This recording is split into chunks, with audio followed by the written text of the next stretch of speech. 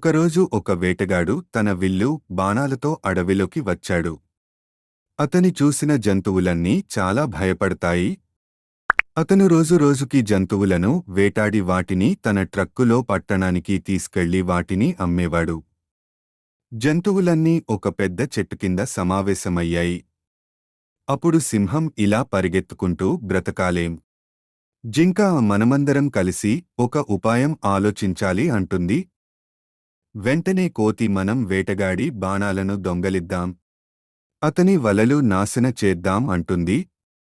ఎలుగుబంటి అవును, మనం ఏకతాటిపై ఉంటే అతన్ని ఎదుర్కోగలము, మిగతా జంతువులు కూడా సరే అంటాయి. జంతువులన్నీ వెంటనే తమ ఉపాయాన్ని అమలు చేస్తాయి. ఎలుగుబంటి వేటగాడి వలలను చించివేస్తుంది. కోతులన్నీ కలిసి బాణాలను ఎత్తుకుని పెద్ద పెద్ద చెట్లపై దాచేస్తాయి. జింక వేటగాడి అడుగు జాడలను తప్పించేందుకు దారులు మార్చింది. వేటగాడు మళ్లీ అడవిలోకి వచ్చాడు.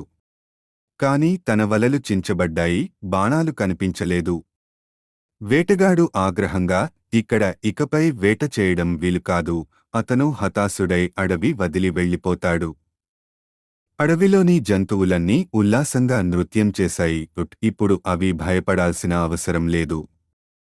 ముగింపు: ఐకమత్యం ఉన్న చోట శక్తి ఉంటుంది. Thank you for watching. Please subscribe.